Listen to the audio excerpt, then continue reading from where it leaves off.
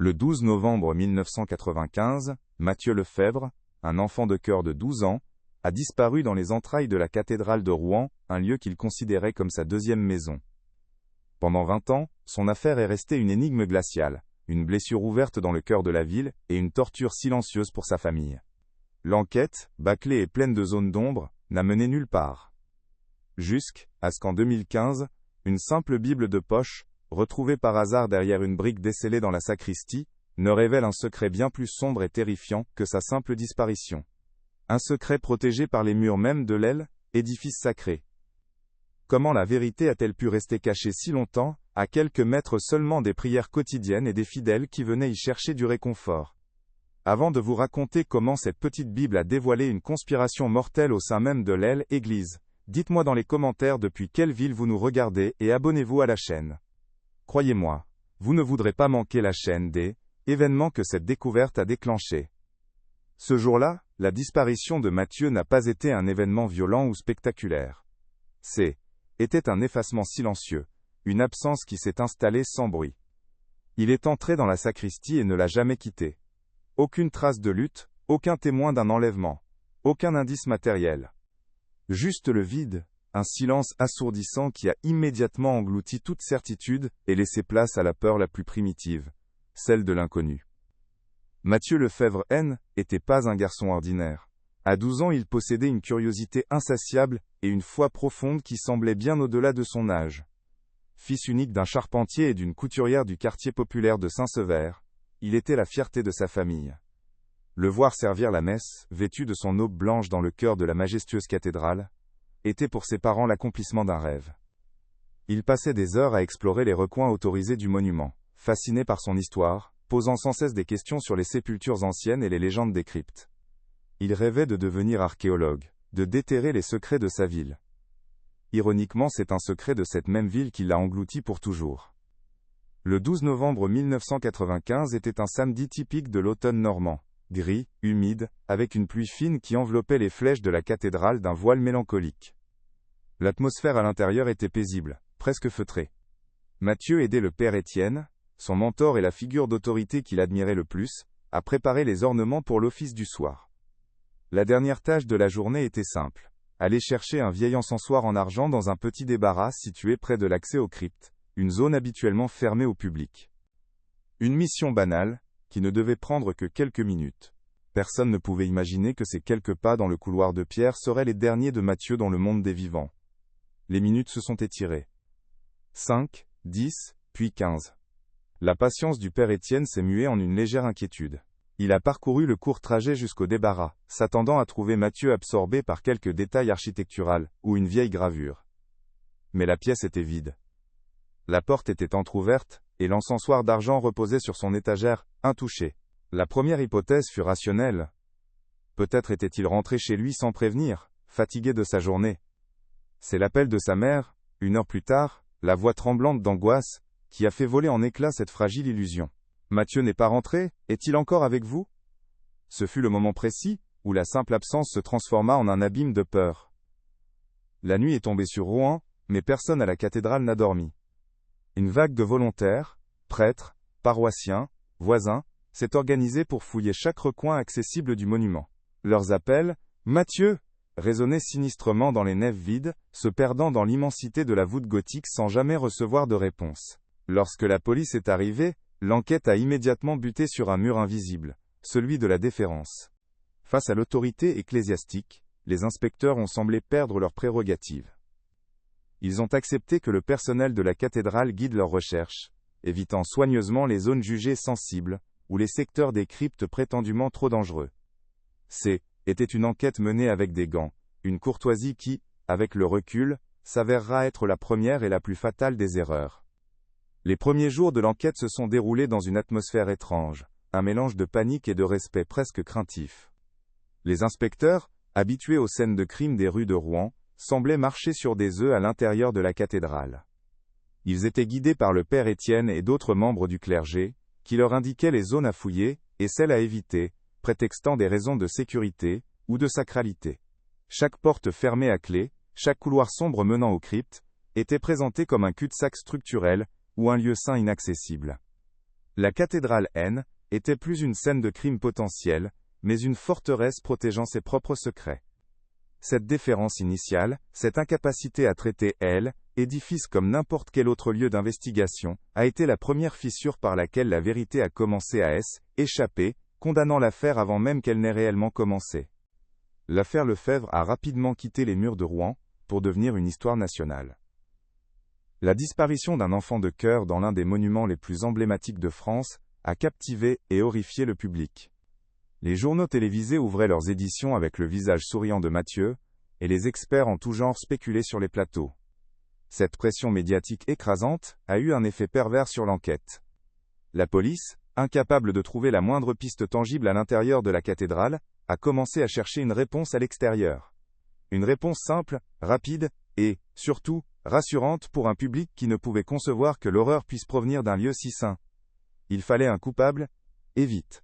Un visage à mettre sur le mal, un monstre qui ne ressemblerait en rien aux hommes de foi qui servaient Dieu chaque jour. C'est dans ce climat de pression intense que le nom d'un homme a commencé à circuler, un marginal, connu dans le quartier sous le sobriquet du silencieux. Il vivait dans la rue, dormant souvent sous les porches près de la cathédrale. Il avait un casier judiciaire pour des délits mineurs, et une réputation d'homme étrange, qui parlait peu et fuyait le regard des autres. Il était la cible parfaite. Sans alibi solide, sans famille pour le défendre, sans les moyens de se payer un avocat compétent, il incarnait le bouc émissaire idéal. Pour les enquêteurs, coincés dans une impasse, il représentait une porte de sortie. La théorie s'est construite rapidement. L'homme aurait attiré le jeune Mathieu à l'extérieur de la cathédrale. Était une hypothèse qui ignorait toutes les preuves, ou plutôt l'absence de preuves, mais elle avait le mérite de déplacer le crime hors des murs sacrés. L'accusation contre le silencieux reposait sur un château de cartes. Le principal témoignage venait d'une paroissienne âgée qui affirmait avoir vu une silhouette suspecte, ressemblant aux sans-abri rôdés près de l'entrée latérale de la cathédrale le jour de la disparition. Ces déclarations étaient vagues, changeantes, mais elles ont suffi. Lors des interrogatoires, l'homme, confus et intimidé, a fourni des réponses contradictoires, qui ont été interprétées comme des aveux de culpabilité. En quelques semaines, l'enquête a été bouclée. Le silencieux a été jugé et condamné, malgré ses dénégations persistantes. Il est mort en prison quelques années plus tard, emportant avec lui le poids d'un crime qu'il a toujours juré ne pas avoir commis. Pour la justice et pour le public, l'affaire était résolue. Mais pour ceux qui connaissaient vraiment Mathieu, le cauchemar ne faisait que commencer. Pour les parents de Mathieu, l'arrestation du silencieux n'a jamais apporté la paix. Au contraire, elle a ajouté une couche d'injustice à leur douleur insondable. Ils connaissaient leur fils. Mathieu était un garçon prudent, presque méfiant envers les inconnus, profondément attaché à la sécurité que lui procurait la cathédrale. L'idée qu'il ait pu suivre un étranger à l'extérieur, abandonnant sa tâche et son mentor, leur paraissait absurde, impossible. Ils ont tenté de faire part de leurs doutes aux inspecteurs, mais leurs paroles ont été balayées, considérées comme le déni prévisible de parents endeuillés. Ils se sont retrouvés seuls, piégés dans une conviction intime que la vérité était ailleurs, cachée quelque part dans le silence de pierre de la cathédrale, tandis que le monde entier célébrait la résolution d'une affaire qu'ils savaient, au plus profond de leur être, encore grande ouverte. Les années qui ont suivi ont été une lente désintégration. La maison des Lefebvre, autrefois remplie des rires de leur fils et de la fierté de ses accomplissements, est devenue un mausolée silencieux. Le père de Mathieu, un charpentier robuste et travailleur, a sombré dans l'alcoolisme. La douleur et l'impuissance ont rongé sa force, lui faisant perdre son travail, puis sa dignité. Il passait ses journées à regarder dans le vide, une bouteille de vin bon marché à la main, ressassant les derniers moments, les questions sans réponse. Sa femme, elle, s'est réfugiée dans une routine obsessionnelle. Chaque jour, elle se rendait à la cathédrale, non plus pour prier, mais pour s'asseoir sur le même banc, fixant la sacristie, comme si son regard obstiné pouvait forcer les murs à lui rendre son enfant.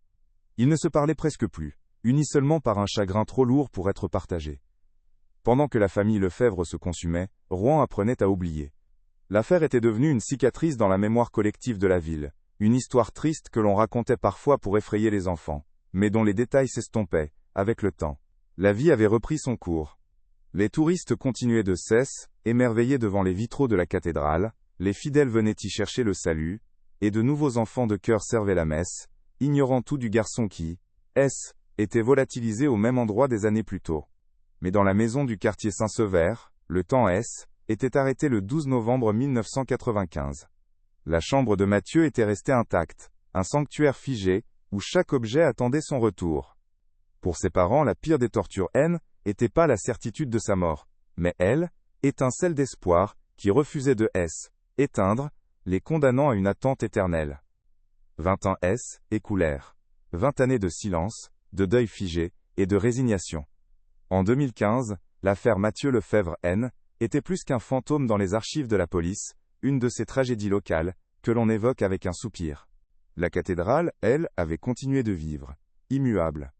C'est alors qu'un jeune homme du nom de Julien, fraîchement nommé sacristain, a été chargé d'une tâche que personne n'avait entreprise depuis des décennies. Réaliser un inventaire complet et méticuleux de chaque objet, chaque ornement, chaque livre, entreposé dans la sacristie et ses annexes.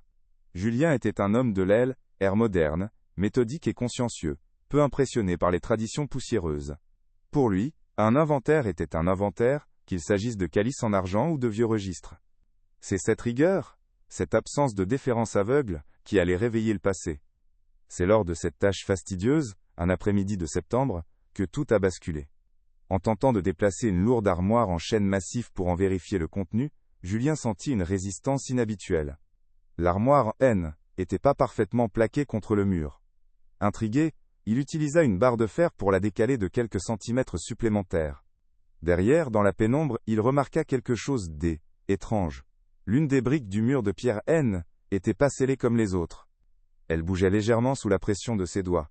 Mû par une curiosité soudaine, il la retira délicatement de son logement. Derrière, une petite cavité sombre, à peine assez grande pour y glisser la main, avait été aménagée. Un frisson le parcourut, un pressentiment que ce qu'il allait trouver n'était pas anodin. Au fond de cette niche, enveloppée dans un morceau de tissu jauni pour la protéger de l'humidité, se trouvait une petite Bible de poche. La couverture en cuir était usée et les coins cornés par le temps. Mais ce qui fit battre le cœur de Julien plus vite, était le nom gravé en lettres dorées, à moitié effacé mais encore lisible, Mathieu Lefebvre. Il resta figé un instant, le souffle coupé. Il connaissait l'histoire, bien sûr. Tous les habitants de Rouen la connaissaient. Tenir cet objet entre ses mains, était comme tenir un fragment de la tragédie elle-même, une relique abandonnée par un fantôme. Il comprit immédiatement que cette découverte n'était pas le fruit du hasard. Cette Bible avait été cachée, délibérément, et elle était restée là, dans le silence des murs, pendant 2 décennies. Avec des mains tremblantes, Julien sortit de la sacristie et s'isola dans une petite chapelle latérale, loin des regards. Il ouvrit la Bible. Les pages étaient fragiles, presque transparentes. Il la feuilleta, cherchant un indice, une note, n'importe quoi.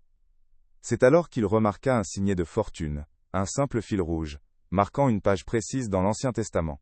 Le livre de Jérémie, chapitre 29, verset 11. Il lut le passage, un verset bien connu sur l'espoir et l'avenir promis par Dieu. Sa première pensée fut empreinte de tristesse.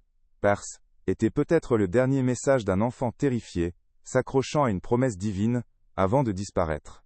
Une prière silencieuse laissée pour que quelqu'un la trouve. Mais cette explication, aussi poignante soit-elle, ne collait pas avec le soin apporté à la dissimulation de l'objet. C'est en examinant la page de plus près qu'il le vit. Une annotation minuscule, presque imperceptible, tracée au crayon à papier dans la marge, juste à côté du numéro du verset. 2 caractères, griffonnés d'une main qui semblait pressée, peut-être effrayée, C14. Un éclair de lucidité traversa l'esprit de Julien. Ce n'était pas une prière. Ce n'était pas un message d'espoir. Était un code. Une piste. Mathieu n'avait pas simplement disparu, il avait compris qu'il était en danger. Il avait eu assez de présence d'esprit pour laisser derrière lui un indice. Un fil d'Ariane, caché dans l'objet le plus personnel qu'il possédait, espérant que quelqu'un, un jour, le trouverait et comprendrait. La nature même de la découverte changeait radicalement. Ce était plus une relique du passé, mais une clé active pour résoudre une énigme. Pendant plusieurs jours, Julien fut consumé par cette découverte. Le code C14 tournait en boucle dans sa tête. Il savait qu'il ne pouvait en parler à personne au sein du clergé. Si la Bible avait été cachée, c'est que Mathieu ne faisait confiance à personne autour de lui. Agissant avec une discrétion absolue, prétextant des recherches pour son inventaire, il obtint l'accès aux archives poussiéreuses de l'évêché. Il passa des heures à compulser de vieux plans de la cathédrale, des schémas architecturaux datant de plusieurs siècles, cherchant une quelconque référence à ce code. Il finit par le trouver sur un plan cadastral des souterrains datant du début du XXe siècle, un document que personne n'avait consulté depuis des décennies. C14 ne désignait pas une tombe ou une chapelle. C était la référence d'un secteur spécifique des cryptes. La révélation fut un choc. Le secteur C14, selon les notes sur le plan et les registres plus récents, était une zone officiellement condamnée depuis les années 1970 en raison d'un risque élevé d'effondrement. L'accès en avait été muré, et elle n'avait jamais fait partie des zones fouillées par la police en 1995. C était une impasse, un cul-de-sac structurel. Pourtant Mathieu y avait fait référence. Comment un enfant de 12 ans aurait-il pu connaître l'existence et la désignation d'une zone inaccessible et oubliée de tous? La seule conclusion logique était terrifiante. Non seulement cette zone N n'était pas aussi inaccessible qu'on le prétendait, mais Mathieu y avait découvert quelque chose. Quelque chose de si important qu'il avait dû laisser une piste codée avant de se taire pour toujours. L'enquête bâclée de 1995 prenait soudain un tout autre sens. Julien comprit alors qu'il était seul face à un secret qui avait été protégé par les plus hautes instances de l'Église pendant 2 décennies. La police avait échoué, manipulée par une déférence mal placée. Contacter les autorités ecclésiastiques actuelles était impensable, ils ne savaient pas jusqu'où étendait la complicité. Une seule option s'offrait à lui, agir seul, dans l'ombre. Pendant plusieurs nuits, il prépara son expédition clandestine avec une minutie d'horloger. Il se procura des outils, une lampe torche puissante, et étudia les rondes du gardien de nuit. La peur lui nouait l'estomac, mais la vision du nom de Matthieu sur cette Bible, ce message d'outre-tombe, lui donnait une force qu'il ne se connaissait pas. Il ne s'agissait plus de curiosité, mais d'un devoir moral envers un enfant trahi par ceux qui auraient dû le protéger. Une nuit, alors qu'un vent glacial balayait le parvis de la cathédrale, Julien se glissa dans les souterrains. L'air était lourd, chargé de l'odeur de la pierre humide, et de siècles de silence. Armé de son plan et de sa lampe, il navigua dans le labyrinthe de couloirs obscurs. Il trouva finalement le mur qui condamnait l'accès au secteur C14. Il était évident qu'il avait été construit bien après le reste de la structure. Le mortier était plus récent, le travail plus grossier. Avec un pied de biche et un marteau enveloppé dans un chiffon pour étouffer le bruit, il commença à desceller les briques une par une. Chaque coup résonnait dans son cœur comme un sacrilège, mais il savait qu'il était en train de briser un sceau bien plus impie, celui du mensonge. Après une heure d'un travail éreintant, l'ouverture était assez grande pour qu'il puisse s'y faufiler. L'intérieur du secteur C14 était un espace confiné et oppressant, rempli de gravats et de toiles d'araignées épaisses comme du feutre. Rien ne semblait justifier sa condamnation, si ce n'est de le rendre inaccessible. Julien balaya le faisceau de sa lampe sur les murs, cherchant une anomalie, un indice qui aurait pu attirer l'attention de Mathieu. C'est alors qu'il remarqua une section du mur nord. Contrairement aux autres, elle ne présentait aucune trace d'humidité. En la tapotant, le son était creux, différent. Il passa ses doigts sur la surface, et sentit le contour presque invisible d'une porte dissimulée, intégrée à la perfection dans la maçonnerie. Il n'y avait pas de poignée, juste une petite fente au niveau du sol. En y insérant la lame de son pied de biche, il sentit un mécanisme céder. La fausse paroi pivota lentement sur des gonds rouillés, révélant une obscurité encore plus profonde. Son cœur battait à tout rompre. Il s'attendait à tout, des ossements, une tombe improvisée, la preuve macabre du destin de Mathieu. Mais la petite chambre secrète était vide de tout reste humain. C était une sorte de bureau clandestin, figé dans le temps. Une simple table en bois, une chaise, et, posée sur la table, une grande caisse en chêne cerclée de fer. La déception initiale laissa place à une nouvelle vague d'adrénaline. Ce N était pas la tombe de Mathieu, mais C était la raison de sa mort. Il força la serrure de la caisse avec son outil. À l'intérieur, ce N était pas de l'or ou des joyaux, mais quelque chose de bien plus précieux, et de bien plus dangereux. Des dizaines de registres comptables, des liasses de correspondances privées, et des photographies d'objets d'art religieux d'une valeur inestimable. Julien passa le reste de la nuit dans cette crypte oubliée, à la lueur de sa lampe, dévorant le contenu de la caisse. Les documents révélaient une conspiration d'une ampleur vertigineuse. Pendant des années, un réseau bien organisé avait pillé systématiquement le trésor caché de la cathédrale. Des reliques médiévales, des manuscrits enluminés, des calices en or massif. Tout était méticuleusement photographié, expertisé, puis remplacé par des répliques de haute qualité commandées à des artisans complices. Les originaux étaient ensuite vendus sous le manteau à des collectionneurs privés richissimes, en Suisse, en Allemagne, et jusqu'au Japon. Les registres détaillaient chaque transaction, chaque virement bancaire, vers des comptes numérotés, chaque commission versée. C était un crime parfait, invisible, commise au cœur même d'un lieu saint. Le choc le plus violent vint en lisant les lettres et les notes internes. 2 noms revenaient sans cesse, signant les ordres, organisant la logistique et négociant les prix. Le premier était celui de Monseigneur Dubois, le doyen de la cathédrale à Logis, époque, un homme réputé pour sa piété austère et son intransigeance morale. Le second, celui qui fit s'effondrer le monde de Julien, était celui du père Étienne. Le mentor de Matthieu, l'homme que le garçon admirait plus que tout, était le bras droit de Dubois, le principal organisateur de ce trafic sacrilège. La figure paternelle et bienveillante N était qu'un masque dissimulant un criminel cupide. Chaque souvenir, chaque parole rassurante du prêtre après la disparition, devenait soudain une pièce d'une mise en scène macabre et monstrueuse. La vérité, dans toute son horreur, s'imposa alors à Julien. Matthieu, avec sa curiosité insatiable et sa liberté de mouvement dans la cathédrale, avait dû tomber sur quelque chose. Peut-être avait-il surpris une conversation, vu le père Étienne entrer dans la chambre secrète, ou simplement découvert la fausse paroi en explorant, comme il aimait tant le faire. Il n'avait probablement pas compris l'ampleur de ce qu'il avait vu, mais il avait dû poser des questions. Des questions innocentes, mais mortelles. Face à un enfant qui menaçait de faire écrouler leur empire criminel, ces hommes de Dieu n'avaient pas hésité. Ils n'avaient pas vu un enfant de cœur à protéger, mais un témoin à éliminer. La petite Bible cachée N n'était pas un appel à l'aide, était un acte d'accusation. Bouleversé, Julien passa les jours suivants à photocopier secrètement chaque document, chaque registre, chaque lettre. Il savait que cette caisse en chaîne contenait bien plus qu'un simple secret de corruption. Elle contenait la raison du meurtre d'un enfant et la condamnation d'un innocent. Il ne pouvait faire confiance ni à la police locale, qui était montrée si docile 20 ans plus tôt, ni à elle, Église, qui était l'auteur même du crime. La vérité était une bombe à retardement, et il était le seul à pouvoir choisir le bon moment et la bonne manière de la faire exploser. Il n'y avait qu'une seule voie possible, trouver quelqu'un d'extérieur au système, quelqu'un dont le métier était de mettre en lumière ce que les puissants voulaient garder dans l'ombre. Il prit une décision qui allait changer le cours de l'histoire de Rouen à jamais. Il contacterait une journaliste d'investigation.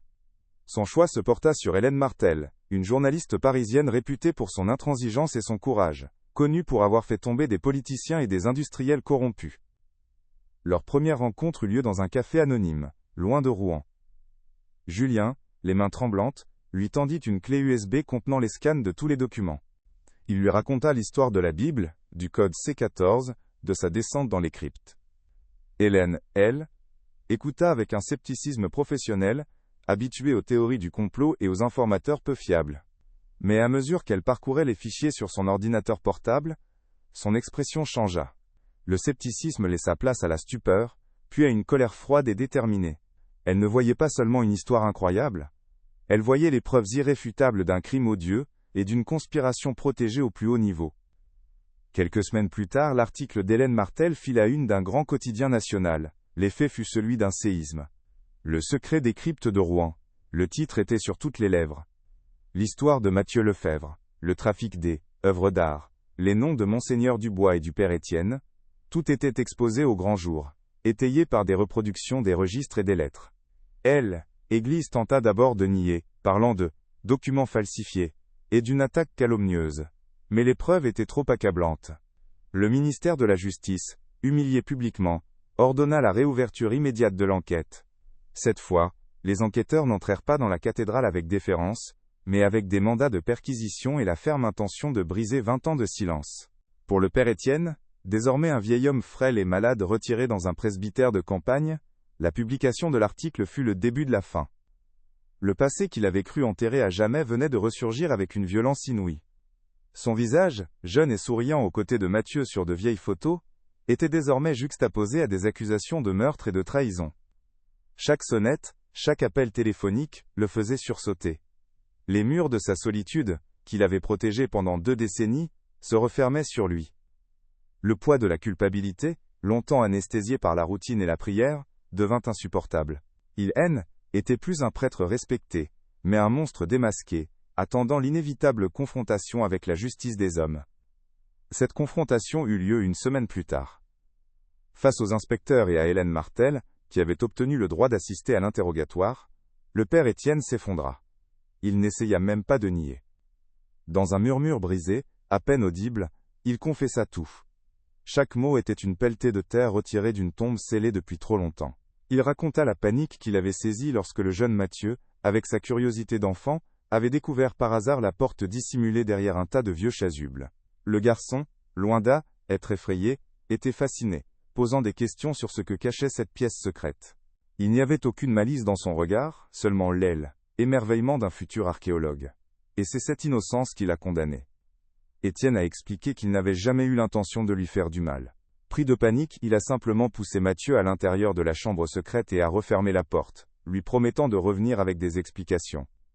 Son seul but était de gagner du temps pour appeler Monseigneur Dubois et décider de la marche à suivre. Il a décrit les heures d'attente, entendant les faibles appels de l'enfant de l'autre côté du mur, des appels qui se sont peu à peu tus. Il a et dit qu'il le libérerait une fois que Dubois serait arrivé, qu'il trouverait un moyen de lui faire garder le secret. Mais lorsque Monseigneur Dubois est enfin arrivé, tard dans la soirée, son regard n'exprimait ni panique ni pitié. Il n'y avait qu'une froide et terrible lucidité. La décision fut prise sans un mot. Dubois, l'homme de pouvoir, le cerveau de l'opération, a simplement déclaré que l'enfant en savait trop. Il était un risque qu'il ne pouvait pas courir. Le meurtre, selon la confession d'Étienne, fut rapide et brutal. Ils ont attendu que la cathédrale soit complètement vide, au cœur de la nuit. Puis, ils ont sorti Mathieu de la chambre, l'ont emmené dans les profondeurs des cryptes non explorées, là où aucun son ne pouvait échapper. C'est Dubois qui a mis fin à la vie du garçon. Ensuite, ils ont enveloppé son petit corps dans une toile de jute, l'ont transporté dans le coffre de la voiture de Monseigneur, et ont roulé jusqu'à une propriété isolée appartenant au diocèse, loin dans la campagne normande. Là, sous un vieux chêne, ils ont creusé une tombe anonyme, effaçant la dernière trace de leur crime. Les indications du père Étienne étaient d'une précision chirurgicale, la mémoire du lieu gravée dans sa conscience comme une cicatrice indélébile. Sur le terrain isolé de la propriété diocésaine, sous le vieux chêne dont il avait décrit chaque branche, les enquêteurs n'ont pas eu à creuser longtemps. Le silence de la campagne normande était rompu que par le bruit sinistre des pelles mordant la terre humide. Puis, le son mat d'un outil heurtant quelque chose de mou. Ils l'ont sorti de là, avec une délicatesse infinie, un petit paquet enveloppé dans une toile de jute en décomposition. 20 ans de terre et de secret n'avaient pas pu effacer ce qu'il était, un enfant. Le père de Mathieu, présent sur les lieux, s'est effondré en silence. Il n'a pas crié. Il a simplement posé la main sur le sol, là où son fils avait reposé pendant 2 décennies, et a pleuré sans bruit, les larmes d'un homme qui venait de trouver la fin de son long cauchemar. L'arrestation du père Étienne fut une formalité silencieuse. Il n'opposa aucune résistance, acceptant les menottes comme une pénitence attendue depuis longtemps. Celle de Monseigneur Dubois, en revanche, déclencha un scandale diplomatique et ecclésiastique sans précédent. Désormais un cardinal influent au Vatican, il fallut des semaines de négociations tendues pour obtenir son extradition. Les images de cet homme de pouvoir, vêtu de ses habits pourpres, escorté par la police française à sa descente d'avion, firent le tour du monde. Son visage était un masque de marbre, impénétrable, l'arrogance de celui qui se croyait au-dessus des lois des hommes. Pour le public, ce contraste entre son statut sacré et la nature abjecte de son crime était insoutenable. Le loup en habit de berger était plus une métaphore, mais une réalité brutale exposée aux yeux de tous, une trahison qui ébranlait les fondements même de la foi de millions de personnes. Le procès fut l'un des plus suivis de l'histoire judiciaire française récente. La salle d'audience de Rouen était pleine à craquer chaque jour. Sur le banc des accusés, les 2 hommes offraient un spectacle saisissant. D'un côté le père Étienne, une épave humaine rongée par le remords, qui répondait aux questions d'une voix faible, ne cherchant jamais à minimiser son rôle. De l'autre, Monseigneur Dubois, impérial et glacial, niant tout en bloc, traitant les preuves accablantes, les registres, les lettres, la confession de son complice, comme les pièces d'un complot visant à le détruire.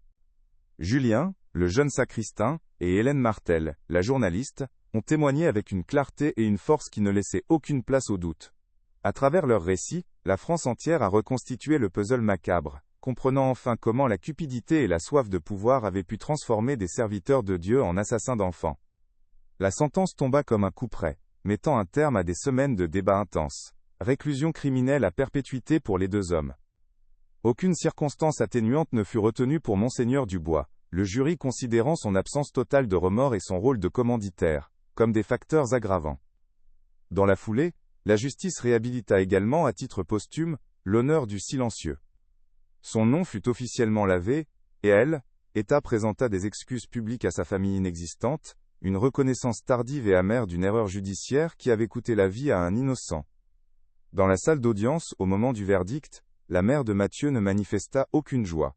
Elle ferma simplement les yeux et laissa échapper un unique sanglot, un son qui contenait 20 années de douleur, de frustration, et, enfin, de paix. La justice avait été rendue, la vérité avait triomphé. 20 ans après sa disparition, Mathieu Lefebvre eut enfin des funérailles. La cathédrale de Rouen, théâtre du crime, devint le lieu de son dernier adieu.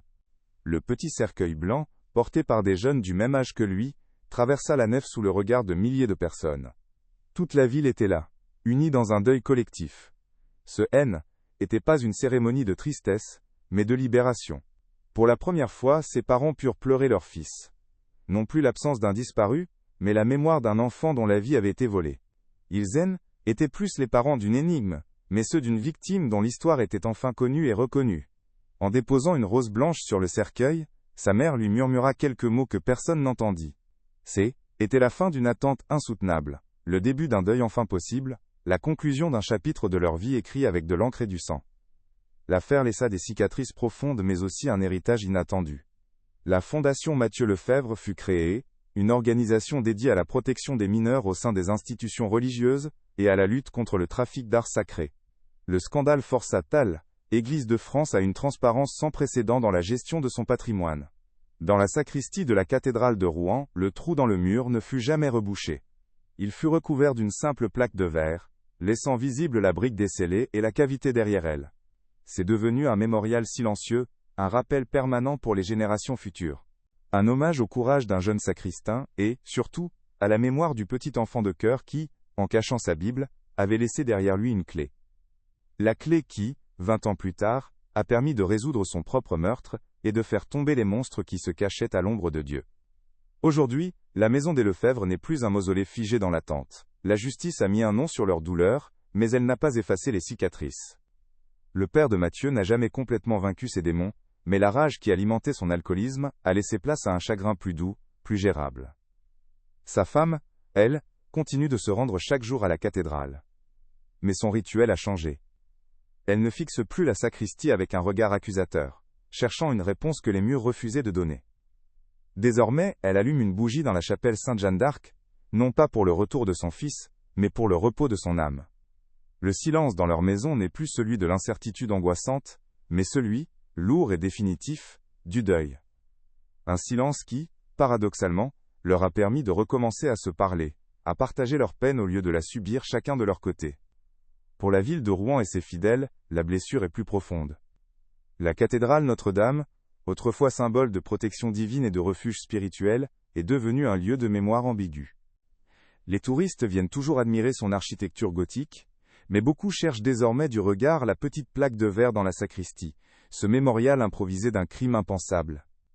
Pour les paroissiens, la foi a été mise à rude épreuve. Comment continuer à croire en une institution dont les plus hauts représentants se sont révélés être des monstres? La confiance a été brisée, et chaque messe, chaque prière, est désormais teintée du souvenir de cette trahison. L'affaire Lefebvre a forcé la communauté à affronter une vérité dérangeante.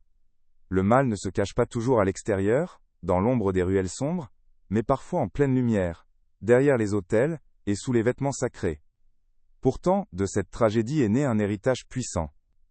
La Fondation Mathieu Lefebvre est aujourd'hui l'une des organisations les plus actives en France pour la protection des enfants au sein des institutions, et pour la traçabilité des œuvres d'art sacré.